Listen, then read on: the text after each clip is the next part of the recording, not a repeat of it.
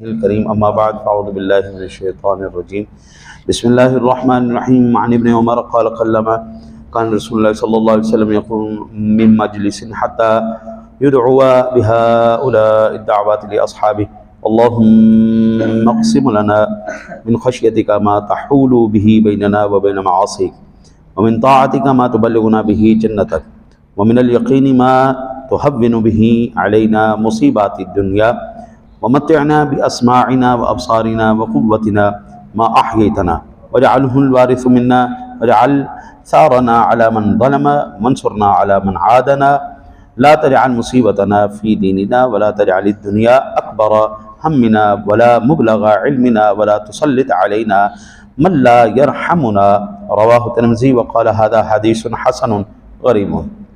حضرت ابن عمر رضی اللہ تعالی عنہ سے روایت ہے، وہ فرماتے ہیں کہ رسول اللہ صلی اللہ علیہ وسلم بہت کم کسی مجلس سے اٹھتے حتیٰ کہ اپنے صحابہ کے لیے یہ دعائیں مانگ لیتے۔ یعنی حضور نبی اکرم صلی اللہ علیہ وسلم کی بہت ایسی کم مجلسیں تھے جس میں حضور یہ دعا نہیں کرتے، ورنہ ہر مجلس میں حضور دعا فرماتے، الہی ہمیں خوف سے وہ حصہ عطا فرما، اپنے خوف سے وہ حصہ عطا فرما جس سے تو ہمارے اور اپنی نافرمانیوں کے درمیان آڑ ہو جائے۔ ہاں جی، یا اللہ ایسا خوف عطا فرما جس کی وجہ سے ہم تیری کوئی نافرمانی نہ کر سکیں، ایسا خوف ہمارے دل میں بٹھا، محبت اور خوف۔ اچھا جی، اور اپنی اطاعت سے وہ حصہ دے جس سے ہمیں تو اپنی جنت میں پہنچا دے، اتنی اطاعت کی توفیق دے یا اللہ کہ ہم تیری جنت میں پہنچ جائے جو تیرا انعام ہے۔ اچھا جی، اور یقین کا وہ حصہ دے جس سے تو ہم پر دنیاوی مصیبتیں آسان کر دے۔ دنیا کے اندر جتنی بھی مصیبتیں ہیں یہ پیش خیمہ ہوتی ہیں اگلی آسانیوں کی۔ ان مع العسر یسرا ان مع العسر یسرا، ایک اگر اللہ مصیبت دیتا ہے دو آسانیاں دیتا ہے، ٹھیک ہے۔ پھر فرمایا اور ہمیں ہمارے کانوں اور آنکھوں اور قوت سے نفع دے جب تک تو ہمیں زندہ رکھے۔ ہماری آنکھ، کان، ناک، زبان، یا اللہ وہی کام کریں جو تو نے ہمیں حکم دیا ہے۔ ہمیں دیکھیں نا جی، میں آپ کو عرض کروں، آنکھوں کی جو ہے نا غیبت جو جہنم کا سبب بنتی ہے، اب وہ کیا ہے؟ اب میری طرف غور سے دیکھیے گا، میں اور سلیم صاحب بیٹھے ہوئے، ایک بندہ آیا ہمارے پاس اور ہمارے پاس اس نے گفتگو کی اور وہ چلا گیا۔ اب میری زبان نہیں بولے گی، آنکھ کا اشارہ دیکھے گا۔ اب میں نے اپنی آنکھ سے وہ حرکت کی ہے جو میرے لیے جہنم کا سبب ہے، میری مسکراہٹ نے وہ حرکت کی ہے جو میرے لیے جہنم کا سبب ہے۔ اس لیے آقا جی نے یہ دعا کی، اللہ میرے جو یہ صحابہ ہیں ان کے کانوں، آنکھوں اور ان کی زبان کو قوت سے وہ نفع دے جب تک وہ زندہ رہیں، ایسا کوئی کام نہ کروانا ہے مولا جس سے ان کو ان چیزوں کی وجہ سے بھی نقصان۔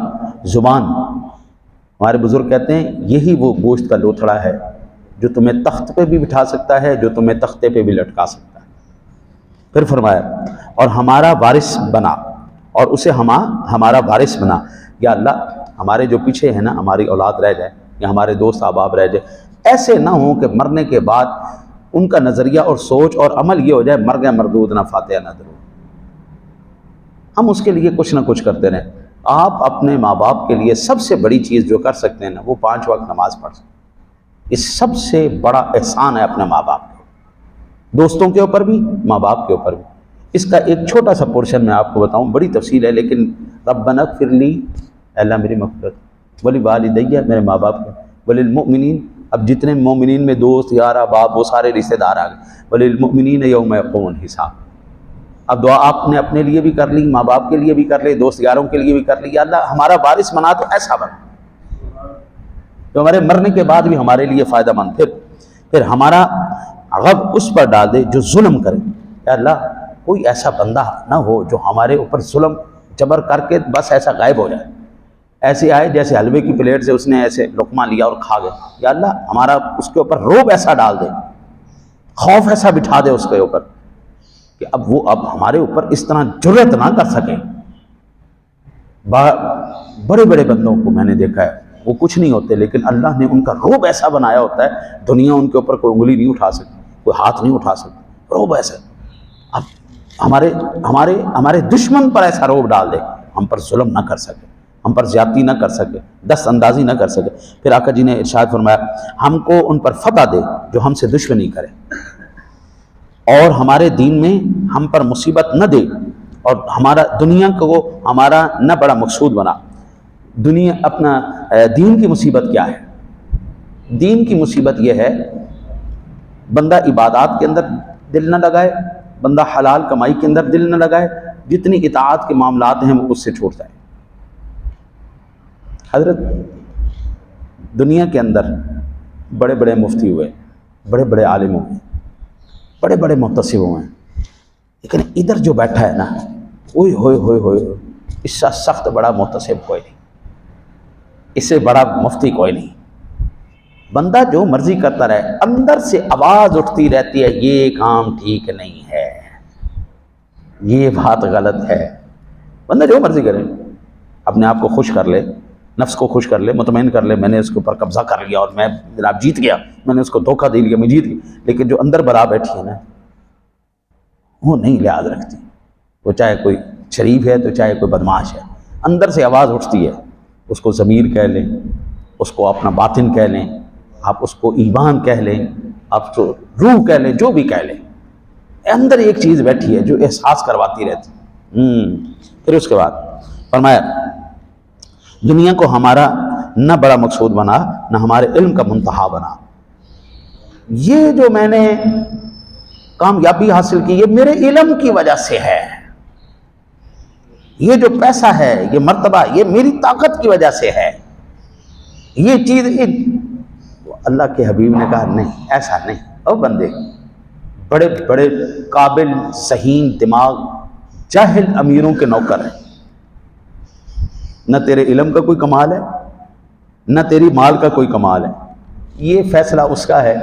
کبھی کبھی جاہلوں کو اتنا پیسہ دے دیتا ہے کہ دنیا دیکھتی رہ جاتی ہے کہ اللہ تیری شان ہے، یعنی جاہلوں کے پاس اتنا پیسہ، اور کبھی پڑھے لکھے ان جاہلوں کے ملازم بن کے اتنا نیچے ہو جاتے ہیں کہ اب وہ سوچ رہے ہوتے ہیں کہ جناب ہم جو ہے نا جی علم علم علم کچھ بھی نہیں، دنیا کی ریس کچھ بھی نہیں۔ اللہ کے بندے یہ تقسیم ہے، جس کے جتنا ظرف تھا میرے مالک نے اس کو اتنا دے دیا۔ آپ جتنا مرضی کوشش کریں، بعض لوگ سوئے ہوتے ہیں، ان کی دولت بڑھتی جا رہی بڑھتی جا رہی بڑھتی، باہر مزدوروں کی طرح کام کر رہے ہوتے ہیں، ان کے پاس بیچاروں کے پاس کھانے کے لائق بھی نہیں ہوتے، یہ تو اس کی تقسیم ہے۔ اس لیے آقا جی نے فرمایا یا اللہ دنیا ہمارا مقصود نہ بنانا اور علم کا منتہا نہ بنانا، ٹھیک ہے نا جی۔ علم کا روب یہ بڑی خوفناک چیز ہے قبلہ، جب آدمی کو پڑھ لکھ جاتا ہے نا تھوڑا تو وہ نا میرے ورگا ہے ہی کوئی نہیں، میں تسی سارے کمی تسی سارے کٹیا، میں آج علم کا روب ہے، اس کے پاس آ جائے۔ اللہ کے حبیب نے کہا یا اللہ ایسا بھی نہ کر۔ شیطان کے پاس بھی تو علم ہے نا، تھوڑا تو نہیں ہے نا، سارے نبیوں کو دیکھا ہوا ہے اس نے، ساری امتوں کو گمراہ کیا ہوا ہے، لیکن ہے کون؟ شیطان۔ انجام کیا ہے؟ جہنم۔ ایسا علم نہ دینا، اللہ کے حبیب نے کہا۔ پھر فرمایا ہم پر اسے مسلط نہ فرما جو ہم پر رحم نہ کرے۔ حضرت اللہ تعالیٰ اپنے حبیب کے صدقہ آپ پر رحم کرے، ہم پر رحم کریں۔ حضور کے صدقے اگر اچھا دوست مل جائے، ابھی مجھے ایک ساتھی نے جی وہ بھیجی ایک ویڈیو کہ داماد نے اپنی ساس کا 50 لاکھ روپیہ، ساس نے اس کے ساتھ اعتماد کیا کہ میں نے بینک میں جمع کروانا ہے اور تو نا میرا پتر ہے کہ تو میرے نال چل میرا بچہ۔ اس نے اپنے دوستوں کے ساتھ کر کے سٹی وٹی ملا کے اپنی ساس کے اوپر ہی ڈاکہ مروا دیا کہ ہم بینک میں جمع کروانے جا رہے ہیں، تم اوپر حملہ کرنا، ڈاکہ مارنا اور کھینچ کے لے جانا۔ 23 لاکھ روپیہ اس نے رکھا، باقی اس نے سارا اپنے ان ڈاکو دوستوں کو۔ بن کے کون آیا؟ پتر بن کے آیا محافظ، اور کی کر کے گئے؟ لٹ پٹ کے اور لے گئے، مائی دی زندگی دی ساری کمائی لٹ کے لے گئے۔ یہ اللہ ایسا بندہ ہم پر مسلط نہ کرنا جو کہے جی میں تہاڈا نوکر، میں تہاڈی دھی دا شوہر جی، میں تہاڈا بچہ جی، میں تہاڈا یار جی، میں تہاڈا دوست، اور وہی پھر اندر سے ذبح بھی کر دے، اور پھر نسیا پھرے نال کے جناب ہوئے ہوئے چوری ہو گئی، ہائے ڈاکہ پہ گیا، ہائے ڈاکہ پہ گیا۔ پولیس والے بھی بڑے سیانے نے، انہاں کو کون جڑا ہے نا جی بچے انہیں تے دن رات انہوں نے کام. انہیں جدو 4 لتر مارے تے وہ جناب بول پیا او جناب میرے کو قصور ہو گیا جی, مینوں معافی دے دو جی, میرے کو غلطی ہو گئی جی, میرے کو غلطی ہو. جب پھڑے گئے تو اللہ کے حبیب کہتے ہیں کہ اللہ ایسا بندہ ہم پر مسلط نہ کرنا جو ہم پر رہ بھی نہ, ایسا یار بھی نہ بنانا. الہی آبرو رکھنا, پڑھانا سکھ زمانہ ہے, دلوں میں کفر رکھتے ہیں بظاہر دوستانہ. دوستی یا ہن داماد تیدا بندہ ہے جی, وہ بھی اگر اعتماد دے لائق نہیں رہا تو بابو ہور کیڑا رہ گیا. اتنا خوفناک, ایسا اللہ نہ دے. اللہ دوست دے. اللہ آپ کے 10,000 دوست ہیں نا, ایک ٹکے کا فائدہ نہیں جو مصیبت میں کام نہ ہے, جو پریشانی میں کام نہ ہے. فیس بک, یوٹیوب, ہزاروں فالوور, لاکھوں آپ کے فرینڈ, لیکن جو مصیبت پہندی کنے کھڑے ہوندے ہیں تواڈے نال؟ کوئی نہیں. تو اس سے بہتر نہیں ہے بندہ ایک یار لائے, ایک بنائے جن نے نال جڑا مصیبت ہے نال کھلوتا ہو. ان ہزاروں دوستوں سے وہ ایک دوست بہتر ہے جو مشکل وقت میں آپ کے ساتھ کھڑا ہو اور وہ ٹھوک کے سینہ کہے بھائی ساڈا یار ہے, خبردار کوئی ایسی حرکت نہیں کرنی, اسی جان بھی دیاں گے اپنے یار پیچھے. پہلے زمانے میں نا جی, اب بھی موتیں ہو رہی ہیں, اب بھی 40ویں اور ختم ہو رہے ہیں. 50 سال پہلے کی میں بات کر رہا ہوں, 40 سال پہلے کی. 40ویں پہ نا جی دستار بندی ہوتی تھی. اب جتنے بڑے بزرگ بیٹھے ہیں آپ کو یاد ہوگا, گھر کے بڑے بیٹے کی دستار بندی ہوتی تھی اور ساری برادری آ کے اس بندے کے سر پہ پگڑی باندھتی تھی. اب ختم ہو گیا. ہوں اللہ ماشاء اللہ تسی کوئی اکا دکا تسی جہاں مثالہ دے دو, ورنہ جس دور کی میں بات کر رہا ہوں اس میں کوئی ایسی مجلس نہیں ہوتی تھی 40ویں میں جس میں سروں پہ پگڑی نہیں باندھی جاتی تھی. اور پگڑی کا مطلب یہ ہوتا تھا بیٹا جو یارانہ, جو دوستی, جو ذمہ داریاں ہمارے اس یار کے ساتھ تھیں, اب بیٹا تیری ذمہ داریاں اب تو نبھائے گا. اور لوگ نبھاتے تھے. اب تو بابا وہی بات ہے, آقا جی نے یا اللہ ایسا بندہ نہ ساڈے تے مسلط کری جڑا ساڈے تے رحم ہی نہ کرے. اب واقعی گھر والوں پہ بھی کوئی رحم نہیں کرتا. دعا کرو اللہ سونے وقت میں ایمان کی موت نصیب کر دے. اللہ سے دعا اللہ آپ کو مجھے عمل کی توفیق عطا فرمائے.